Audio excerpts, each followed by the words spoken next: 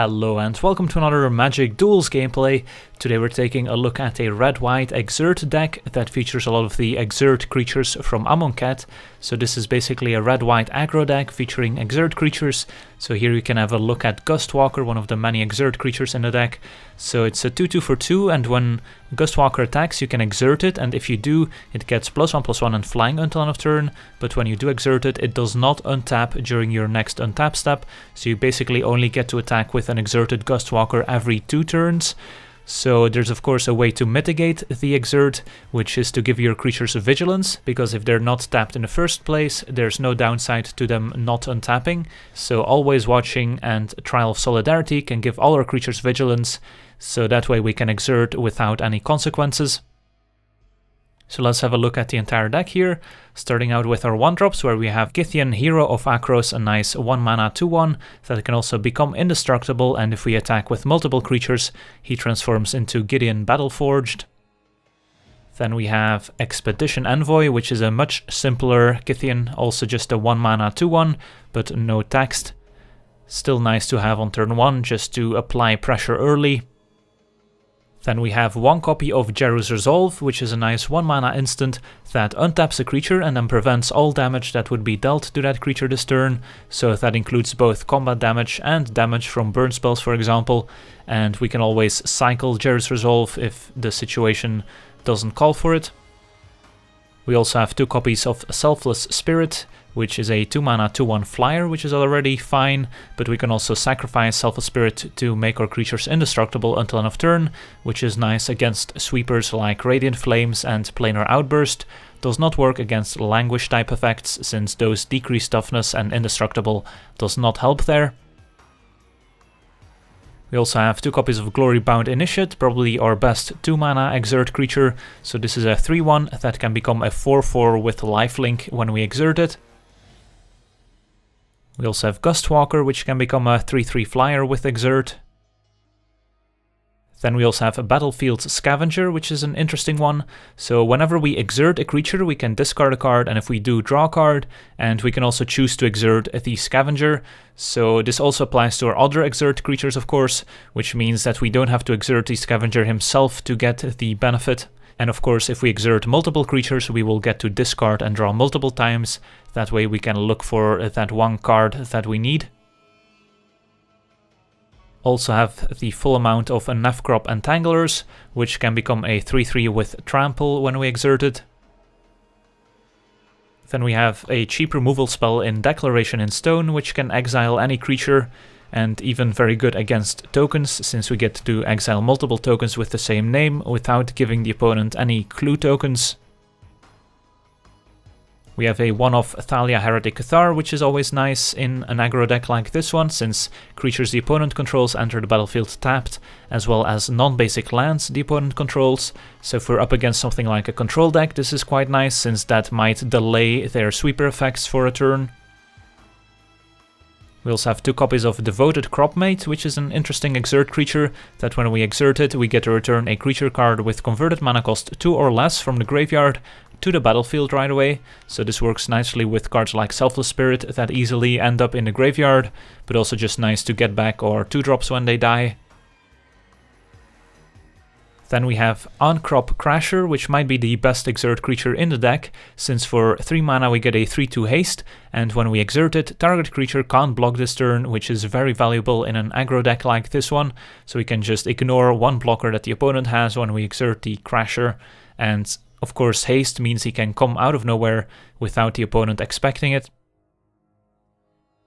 Then we get to our Vigilance granting cards. We've got 2 copies of Always Watching. Would love to play more, but of course it's a rare, so we're limited to 2 copies, giving non-token creatures +1/+1 and Vigilance.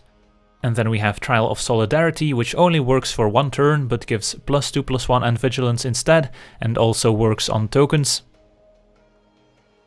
Then we have some Gideons. We've got Gideon of the Trials, which works nicely with other Gideons, and also just becomes a 4/4 beater. And we've got Gideon, Ally of Zendikar, which we all know and love, or despise in some cases. And then to top it off, a nice red Exert creature here in Glorybringer, 5 mana, 4/4 flying haste, and when we exert it, it can deal 4 damage to target a non-dragon creature the opponent controls, so a nice removal spell on a stick. And then our mana base, 11 plains, 6 mountains, 2 Needle Spires, which are quite powerful in combination with Always Watching, since giving a double striking creature +1/+1 and Vigilance is quite powerful. And then 2 copies of Clifftop Retreat, and a necessary evil here, 3 copies of Stone Quarry, just to make our mana work. So that's the deck. Now let's jump into some games and see how the deck does. Alright, let's have a look at our opener, which is pretty high curved here with our Glorybringer and lots of 3-drops, but I think we can keep this just on the power of these cards. Opponent with a turn 1 Crypt Breaker. Alright, so we're probably up against a zombies deck. Don't have a removal spell in hand until we can cast our Glorybringer, so that might be an issue. Let's lead with a tapped Needle Spires and probably play a tapped Stone Quarry next turn, so we can make sure to play all our 3-drops on curve at least. Or we can just play the Selfless Spirit if we draw into another untapped land. Opponent with a Prairie Stream, so they might be a 3-color zombie deck, which I think favors us, since that means they're probably less aggressive. And this hand is quite good in a late game situation. So we picked up another 2-drop, which makes me want to play a 2-drop and another 2-drop next turn, even though we do have these 2 3-drops as well.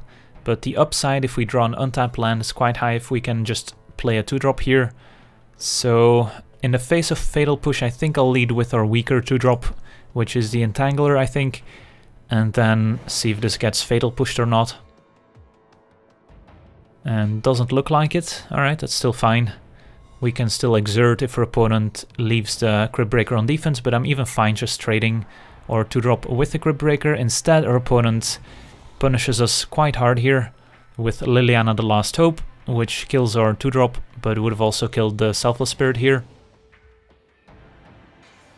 So now let's hope to draw an untapped land. We do, that's good. So I think we lead with Thalia, and then next turn we can play the Crasher and hopefully be able to kill Liliana.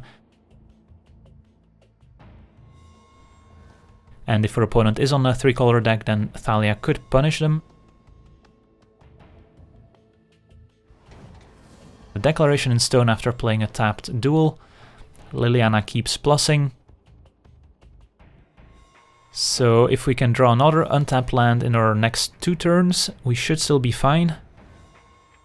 And instead we find an Entangler, so I think we're forced to play the Crasher. The question is if we exert it or not.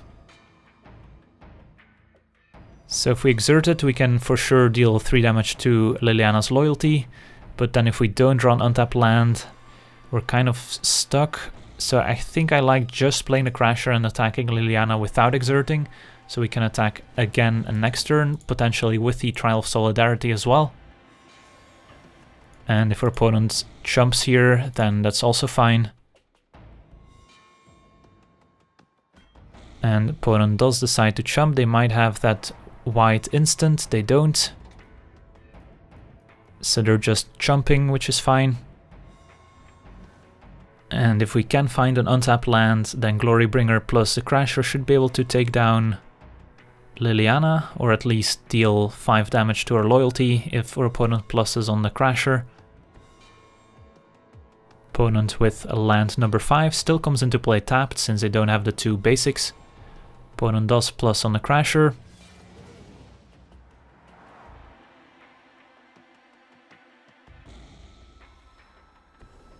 And casts a Never to take it out. So opponent can still cast a return part next turn potentially. Can we get an untapped land? Nope. That's unlucky. So now we're stuck sacking this clue to try and find a land and then playing the Scavenger. And instead we draw Kytheon, so we'll have to play the Scavenger, which is the only creature that doesn't die to Liliana here.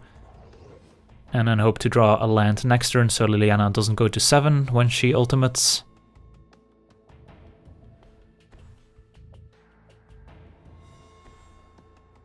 Opponent with another Crypt Breaker. So even Trial of Solidarity would not stop Liliana from ultimating here, since her opponent can still chump. And a Tamet Vizier of Naktamun. So it doesn't do much yet, but could in combination with the token from Never to Return. And there we go, planes right on time. So now we get to play out our Glorybringer, and I don't think we exert it, since next turn we can play the Trial and then we can exert both without any major consequences. And Cryptbreaker is not a problem quite yet. Killing Tamet doesn't accomplish a whole lot, since her opponent can always embalm. So I think just attacking like this is fine. And if her opponent shrinks Glorybringer next turn, goes to 4, then Trial plus Glorybringer should take down Liliana. And then we're in a good spot, since her opponent's empty-handed. And we still have lots of creatures that we were not able to play earlier due to Liliana. So Liliana pluses on Glorybringer. And her opponent has a Kefnet, which doesn't do much, since her opponent's empty-handed. And they can't use the ability yet. So Liliana will go down here. Now the question is, how are we going to make that happen? We also have an Ahn-Crop Crasher, so we could play the Crasher, which can prevent Tamet from blocking, and then we're still attacking for enough that we can kill Liliana, and then we can follow up with another creature, so we can play a huge Trial of Solidarity next turn. So I kind of like that. So let's play the Crasher. We can prevent Tamet from blocking here. And I will not be exerting the Glorybringer, since there's no real need to. I would rather exert the Crasher so we can attack with the Glorybringer again next turn. So we will just exert the Crasher and then prevent Tamet from blocking. We also get to discard and draw with our Scavenger. And I think we do want to discard our Kytheon here. Or we could just discard the Spirit or Entangler, since if we do draw a land here, we do get to play a 2-drop plus Kytheon, so I kind of like discarding a 2-drop instead. Given that we're gonna play the Trial next turn, I kind of like keeping the Entangler, so we'll discard the Spirit, draw into a Stone Quarry, which unfortunately enters tapped, so we don't quite get to play both of our creatures. Liliana down, and I think we'll play the Entangler. Question here is, do we want to play this tapped Stone Quarry, or do we keep it in hand to loot away with the Scavenger? I think we want to keep it in hand, since we have enough mana to work with here. So we'll just say go, and hope that our opponent doesn't draw into something like a sweeper effect. So they're just attacking with Tamet, we're not blocking.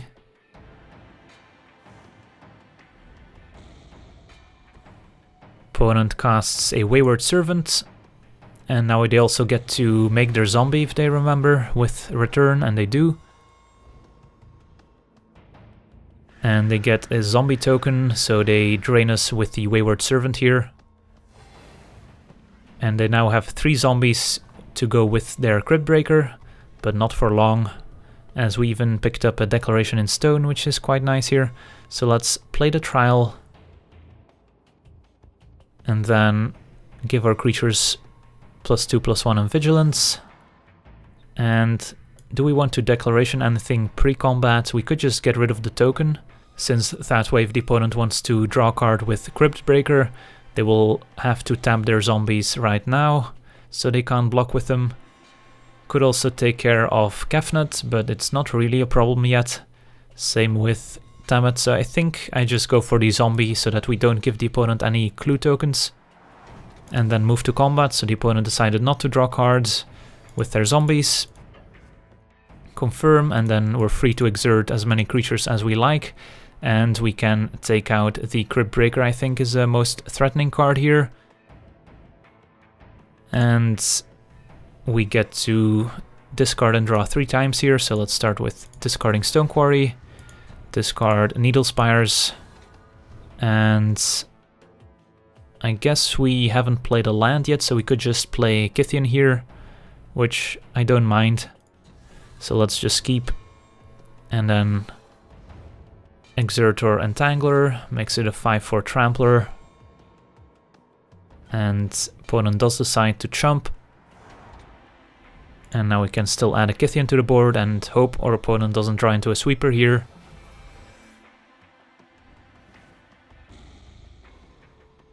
They're using Kefnet to draw a card, and they even returned a land, so it doesn't look like they'll be able to answer our board. Get to even untap or Crasher here. And let's activate Needle Spires. Move to combat. And attack with everyone. And I think we'll exert everyone here since we probably have enough to deal lethal here. Tammet can't block. We'll, I guess, kill Tammet as well. And no need to discard anything.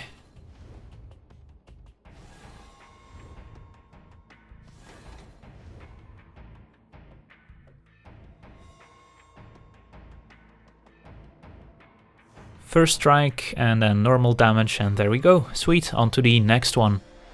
Alright, let's have a look at our opener, which looks okay. We've got lots of Exert creatures, and our mana's actually quite nice here since we get to go tapped Quarry turn 1, don't have a 1-drop anyways, and then go Plains into Clifftop Retreat. So we get to curve our 2-drop into our 3-drop. Opponent leads with a Mountain. So not sure if we should play around a 1-mana removal spell here, or if we just run out our best 2-drop, which is the Initiate. I think we do run out the Initiate here, since the upside's quite high if we get to connect with it. And no play from the opponent is good. So let's find out if the opponent's on an aggressive deck or not. Nope. Island into Fiery Impulse, so they must have drawn the Impulse this turn. And now we get to either go Kytheon plus Gust Walker, or we get to play Thalia. Thalia's kind of nice because the opponent might have some non-basic lands that enter the battlefield tapped. Although we would be putting more power into play if we go Kytheon plus Gust Walker. I think we'll go with the Thalia, since it's easier to sneak in a Kytheon when we have some unspent mana than it is to play out the Thalia. And now the opponent doesn't have anything like Censor up, and in fact they're cycling a Censor. So it was safe to resolve Thalia. Opponent with Hungry Flames. They're taking out Thalia and dealing 2 damage to us. So the opponent might be on a blue-red burn deck here. And I guess now we'll just play Gust Walker plus Kytheon. And hopefully they can start dealing some damage.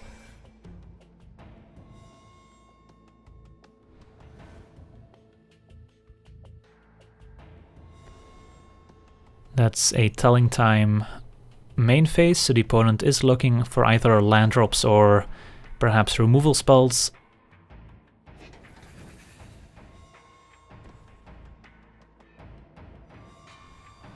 So now we have the Kytheon activation available, which is nice. So we can attack for 4. No need to Exert or Gust Walker, since the opponent doesn't have any blockers. And we do commit a second Gust Walker, but we still have Kytheon's activation up, so in the worst case scenario where opponent does have a sweeper, we can still save the Kytheon. And if they don't, then we maybe get to transform Kytheon next turn, which would be nice. Giving us Gideon Battleforged, which can pressure the opponent without dying to removal spells. Opponent with a Chandra Flamecaller, so they can take out one of our Gust Walkers here. But Chandra will die next turn to our attacks. So just a 1-for-1 removal spell. And I guess our opponent gains some life as well. Picked up a Scavenger, so we can actually discard this Declaration in Stone if we choose to Exert or Gust Walker. Question is if that's even worth it, since we don't know if we'll need this Declaration in Stone yet. From the looks of it, we might not need it. So I think I'm okay with discarding the Declaration. So yeah, let's play the Scavenger. And I actually don't think we Exert yet, because that way we don't get to transform a Kytheon next turn unless we draw into a creature. So I think we just do this, don't Exert, and say go, and then try to transform a Kytheon next turn.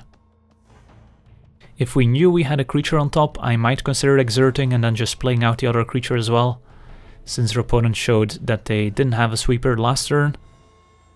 And in blue-red, the sweepers are quite limited unless you want to play Radiant Flames for 2. So there's just the Kozilek's return. Opponent just draws a card off Take Inventory. And looks like we might be able to transform this Kytheon. So let's move to combat, see what happens. Alright, we do get to attack, so now I think I do want to Exert our Gust Walker. Get in for an extra damage and get rid of this Declaration in Stone. And there's an Always Watching, which is a nice pickup. So we get to deal 7 damage here. Transform our Kytheon, which turns into Gideon Battleforge, which will be able to untap our Gust Walker here. So that's quite the combo with Exert.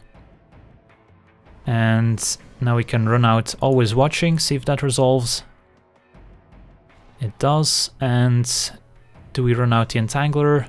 We already have lethal in multiple ways here, but I guess there's no real downside to playing out the Entangler here. So let's do that and say go. And even if our opponent has a sweeper, we have an indestructible creature plus a Gideon with an Always Watching in play. So they will need something pretty specific, like maybe a Baral's Expertise to stay alive. But even then, it's not the end of the world. So they're cycling a Sensor. There's Sulfur Falls, and do they have Expertise? Nope, they're cycling another Sensor. So their outs start diminishing. Baral Chief of Compliance, that's fine. So they'll need multiple removal spells here, which could be the case. But I think we do just turn Gideon into a creature here. Move to combat and attack with everyone, and of course we're free to Exert thanks to Always Watching, and our opponent I think doesn't have enough removal spells here. So we'll get rid of this Needle Spires, even though it's okay with Always Watching, but we can do better than Expedition Envoy. Mountain, get out of here. And there we go, Ahn-Crop Crasher's a nice follow-up should something go wrong here, but I don't think that will be the case. So opponent blocks Gideon and takes 11 to the face. And there we go, on to the next one. Alright, let's have a look at our opener, which is an easy mulligan with 5 lands. And this is a 5-lander as well, but we do have a Gideon. But we are on the draw, so not quite as good as on the play, and 5 lands is quite a lot in this deck, so I think we can do better. Alright, that's better. So don't get to play Envoy unless we draw into a Plains here, but our other cards are all quite powerful.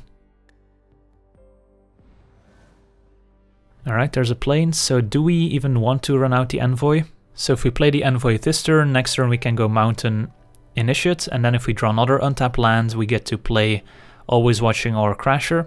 If we miss on untapped lands, I guess there's plenty of 2-drops we can still draw into. So I think playing the Envoy here is fine, since either an untapped land or a 2-drop will make this quite good.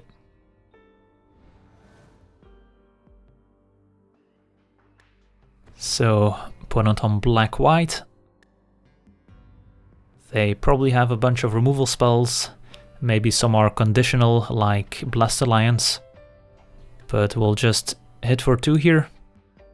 And we did pick up another 2-drop, which is nice. So next turn we can go Needle Spires plus another 2-drop. And here, there's not a ton of cards that punish us for having multiple 1 toughness creatures. I think I would rather run out the Glorybound Initiate here.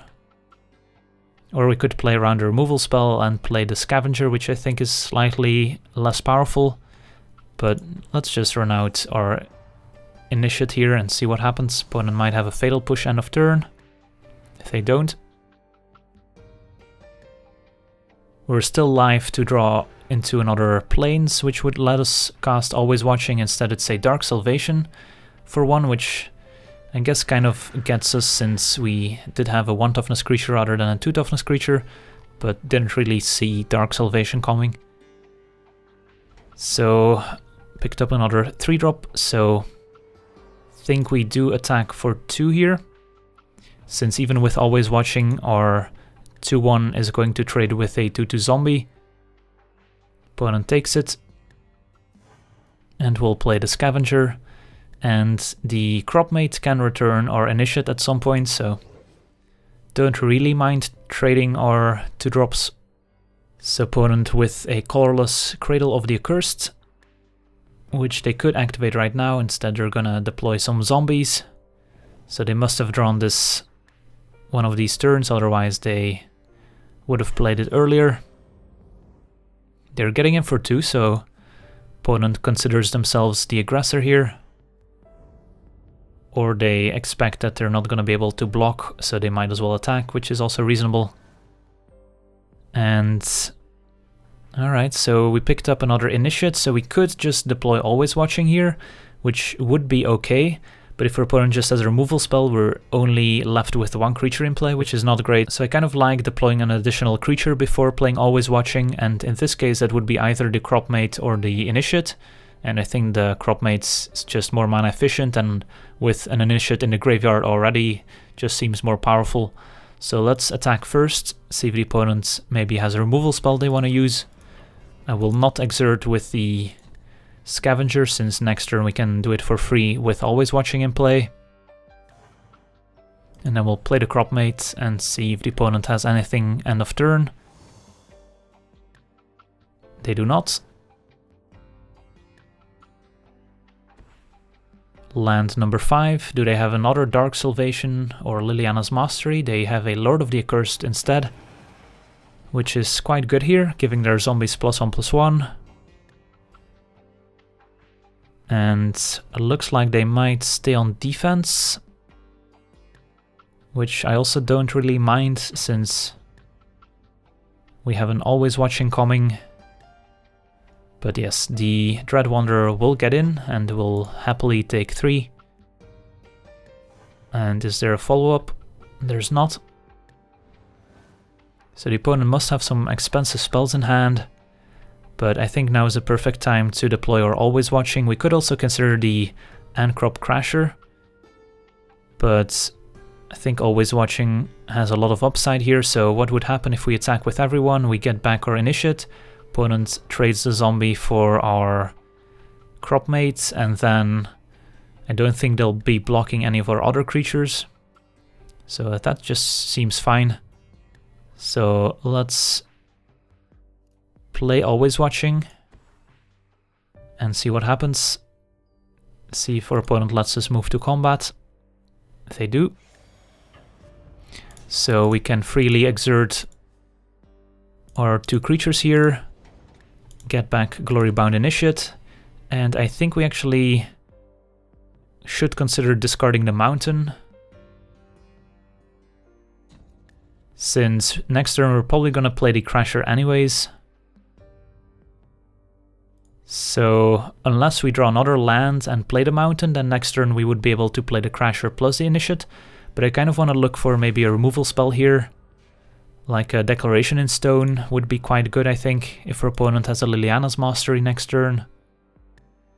So let's keep discarding lands, and Thalia is also not bad. So let's see if the opponent does put the zombie in front of our crop mate.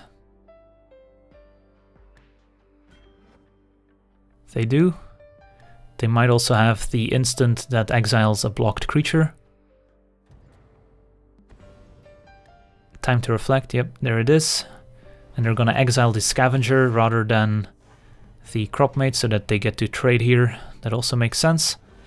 Alright, so we're left with an initiate and an envoy, but still a pretty stocked hand. Opponent with a second Dread Wanderer. So the opponent might also be considering whether or not to activate the Cradle of the Accursed. Opponent just says go. And there's another land. So I think we just jam this Crasher and move to combat, see what happens.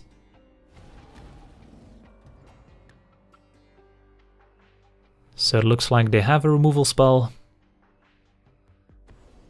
It's an Anguished Unmaking. So that's gonna cost them 3 life, and now they have to decide which creature to exile. They could go with the Initiate or the Crasher here. Both are reasonable. And they do go for the Initiate. So we'll attack with both, and then Exert, make the Wanderer unable to block. Opponent is forced to block, otherwise they're dead. And the opponent does decide to trade here, which is good for us.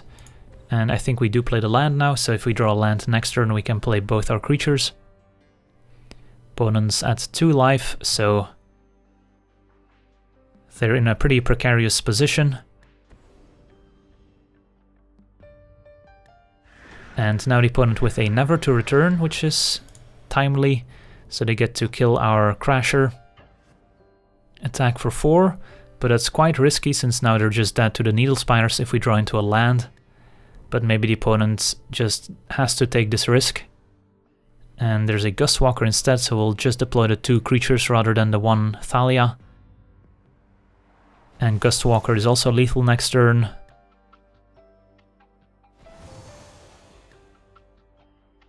So let's see what the opponent has to answer our creatures here.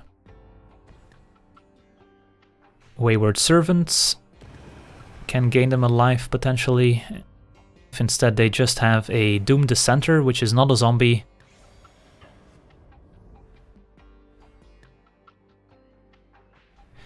And we're free to block a 2/1 here. So we'll take 2, and then next turn we can Exert Gust Walker, and that's gonna be lethal. Alright, and even have a Declaration in Stone, which could have taken care of these Dread Wanderers, but it's not like they were all that problematic. So attack with everyone, Exert both, gain some life with the Initiate. And 4 damage is more than enough here, even if your opponent were to gain a life.